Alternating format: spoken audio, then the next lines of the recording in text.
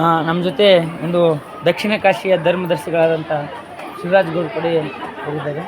ಆ ವಂಶಸ್ಥರಾದಂಥ ಧರ್ಮದರ್ಶಿಗಳ ಅವರ ಸುಪುತ್ರರು ಆದಂಥ ಎಸ್ ರಾಜ್ ಗೋಪಾಲಾಚಾರ್ಯ ಅವರು ಈ ಒಂದು ದಕ್ಷಿಣ ಕಾಶಿಯ ಬಗ್ಗೆ ಅವರ ಅಭಿಪ್ರಾಯ ಏನು, ಇದರ ಒಂದು ಪ್ರಭಾವ, ಇದರ ಒಂದು ಧಾರ್ಮಿಕ ವಿವಿಧತೆ, ಅದರ ಬಗ್ಗೆ ಒಂದೆಲ್ಲ ಮಾತನ್ನು ಹೇಳ್ತಾ ಇದ್ದಾರೆ, ಕೇಳಿ.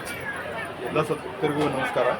ಮುಖ್ಯವಾಗಿ ನಮ್ಮ ಗದಗ ಜಿಲ್ಲೆಯಲ್ಲಿ, ನಮ್ಮ ಗಜರಗಡ ತಾಲೂಕಿನಲ್ಲಿ ಒಂದು ದೊಡ್ಡ ದಕ್ಷಿಣ ಕಾಶಿ ಎಂದು ಪ್ರಸಿದ್ಧ ಇರುವಂಥ ಶ್ರೀ ಕಾಲಕಾಲೇಶ್ವರ ದೇವಸ್ಥಾನ. ಈ ದೇವಸ್ಥಾನ ಹಲವಾರು ವರ್ಷದಿಂದ ಸಾಕಷ್ಟು ಪದ್ಧತಿಗಳು, ಪರಂಪರೆಯನ್ನು ನಾವು ನಡೆಸ್ಕೊತ ಬಂದಿರ್ತೀವಿ. ಈ ಕಾರಣ ಈಗ ನಿನ್ನೆ ಆದಂಥ ದಮನದ ಹುಣ್ಣಿಮೆಗೆ ಶ್ರೀ ಕಾಲಕಾಲೇಶ್ವರ ಸ್ವಾಮಿಯ ರಥೋತ್ಸವವು ತುಂಬ ವಿಜೃಂಭಣೆಯಿಂದ ಜರುಗ್ತದೆ. ಈ ಒಂದು ಜಾತ್ರೆಯ ಪ್ರಾರಂಭ ಆಗೋದೇ ಯುಗಾದಿ ಪಾಡ್ಯದಿಂದ. ಬೇರೆ ಬೇರೆ ಕಾರ್ಯಕ್ರಮಗಳು ದಿವಸ ನಿತ್ಯವಾಗಿ ಇವತ್ತಿಗೂ ಕೂಡ ನಡ್ಕೊಂಡು ಬಂದಿದ್ದಾವೆ. ಎಲ್ಲ ಕಾರ್ಯಕ್ರಮಗಳಲ್ಲಿ ಸಾಕಷ್ಟು ಸದ್ಭಕ್ತರು ಪಾಲ್ಗೊಂಡಿದ್ದರು. ಆನಂತರ ಈ ಒಂದು ಕಾರ್ಯಕ್ರಮ ಜರುಗಬೇಕಾದ್ರೆ ಆ ಹಿನ್ನೆಲೆಯಲ್ಲಿ ಸಾಕಷ್ಟು ಜನ ಅದಕ್ಕೆ ತಮ್ಮ ತಮ್ಮ ಕೆಲಸವನ್ನು ಮಾಡ್ತಿರ್ತಾರೆ.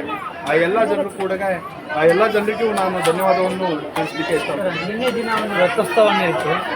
ಜನಸ್ತೋಮನೇ ಕಾಣ್ಬೋದು. ಯಾವ ರೀತಿ ಒಂದು ಕೊಪ್ಪಳದಾಗ ಐತಿ ಜನಸ್ತೋಮ ಕಾಣುತ್ತಿಲ್ಲ, ಅದೇ ರೀತಿ ಜನಸ್ತೋಮ ಕಾಣುತ್ತೆ. ಅದ್ರ ಬಗ್ಗೆ ನಾನು ಆಹ್ವಾನ ಮಾಡಿದಾಗೆ ಎಲ್ಲರೂ ಸಹಪರಿವಾರ ತನ್ನ ಜಾತ್ರೆಗೆ ಬಂದಿದ್ರು. ನೀವು ನೋಡಿದರೆ 4:15ವರೆಗೆ ಅಂತೂ ಯಾವತ್ತೂ ಗತ್ತಲಿರಲಿಲ್ಲ.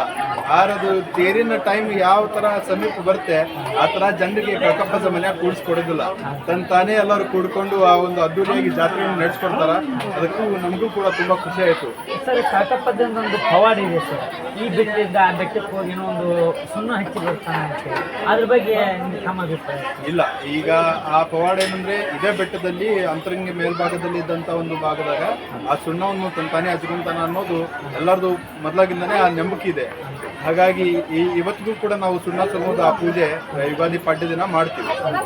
ಸುಮಾರು ಎಷ್ಟು ದಿನಗಳ ಜಾತ್ರೆ ಒಂದು ಸಂಭ್ರಮ ಇತ್ತು. ಈಗ ಮುಖ್ಯವಾಗಿ ರಥೋತ್ಸವ ಆದ ನಂತರ 5 ದಿವಸ ಅಂತೂ ಜಾತ್ರೆ ಆಚರಣೆ ಮಾಡ್ತಾರ. ಸಾಕಷ್ಟು ಜನ ಎತ್ತು ಬಂಡಿಯನ್ನು ಕಟ್ಟಿಕೊಂಡು ಹಿಂದಿನ ಕಾಲದಿಂದ ಬಂದಿದ್ರು. ಆ ಪದ್ಧತಿಗಳನ್ನು ಇವತ್ತಿಗೂ ಕೂಡ ಅದು ಶಾಶ್ವತ. ಯಾವ ಜಿಲ್ಲೆ ಜನರು ಇಲ್ಲಿ ಬರ್ತಾರೆ ಸರ್? ಈಗ ಅತಿ ಹೆಚ್ಚು ನಮ್ಗೆ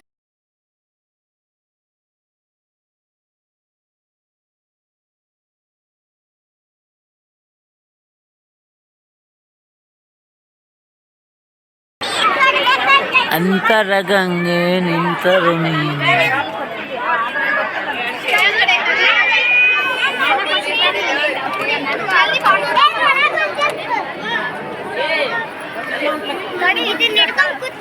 ಸರಿ.